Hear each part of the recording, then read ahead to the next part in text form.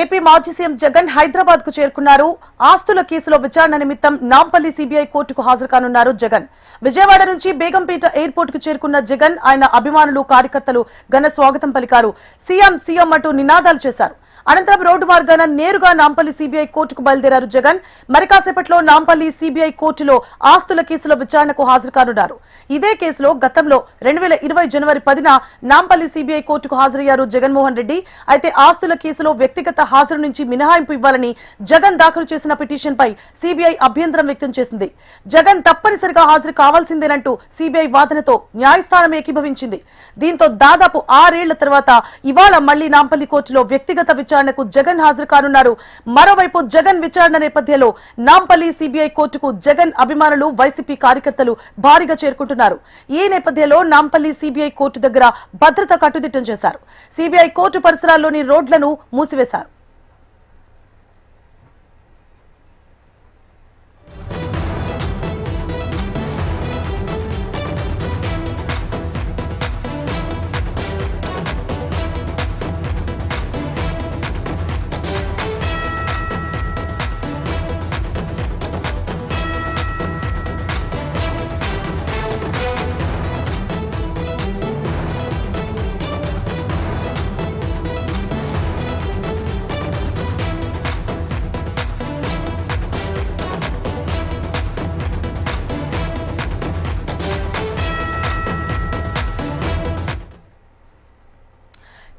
AP మాజీ CM Jagan Hyderabad చేరుకున్నారు. ఆస్తుల కేసులో విచారణ నిమిత్తం నాంపల్లి సీబీఐ కోర్టుకు హాజరు కానున్నారు జగన్మోహన్ రెడ్డి.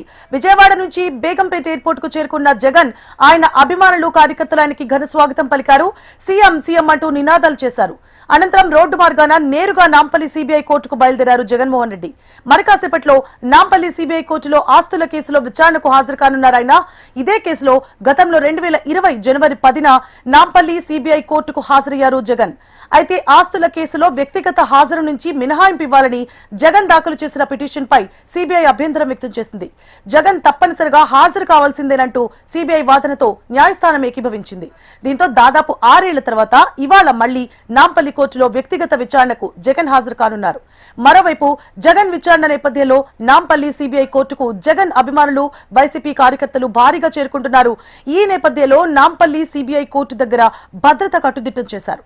సీబీఐ కోర్టు పరిసరాల్లోని రోడ్లను మూసివేశారు.